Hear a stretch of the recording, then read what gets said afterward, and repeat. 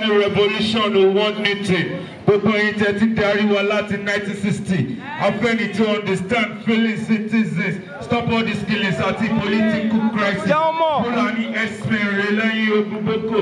Mr. Presido, where this country dey go? Mi ò kì í ṣe tíṣà abẹ́dẹ̀ mi ṣe píṣà. Ṣùgbọ́n bàbá mi ká lọ lórí títí ọlọ́dà.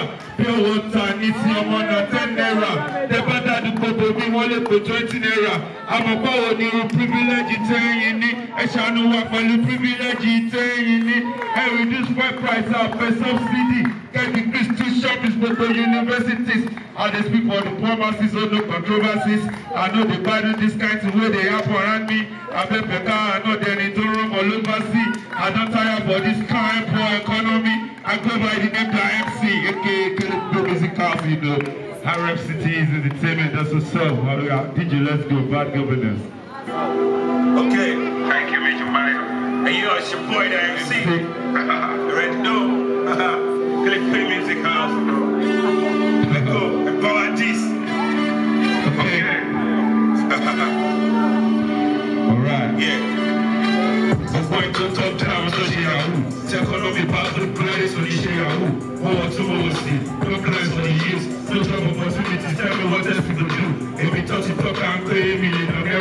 Over there, the top level of pounds, $30. Steadily blow increase. Yeah, Mary Jane. How many you'll be like I will be Timo Power.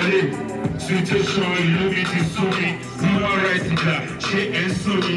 I want to hear PSC, pro for your pro. Because I can start on the post for your post. Go on to beat the attack. I'm Jago. This is the Primalian now. This is go. Go to me for me. And you in the industry. Sample like a face like right, you won't let me.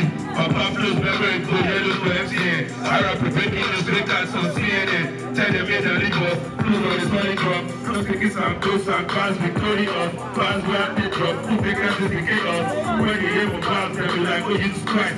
I'm perfect fair as you to ride the air. Say me the rap at the favor, rap and with our okay. I'm here to the throne. No king, no crown. Success may be a new job. So soon I go down. Chop boy and MC. Power and university. Chip a card in the cup win and be the NSC. As you can see, look against this for the vacancies. I want to buy the street. I want to start the street. All those of them on free say and they take cannabis. At least they go free me, make a do my thing. Put off, nepa, don't bring light. Put off, nepa, don't bring light. Some be generator, how much a peteri mako from leg.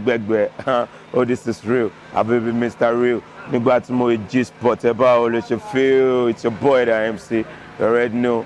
But if you're seeing me now, you're seeing me on Color TV, powered by City Eats. Peace out, yo. Joe. Kelly.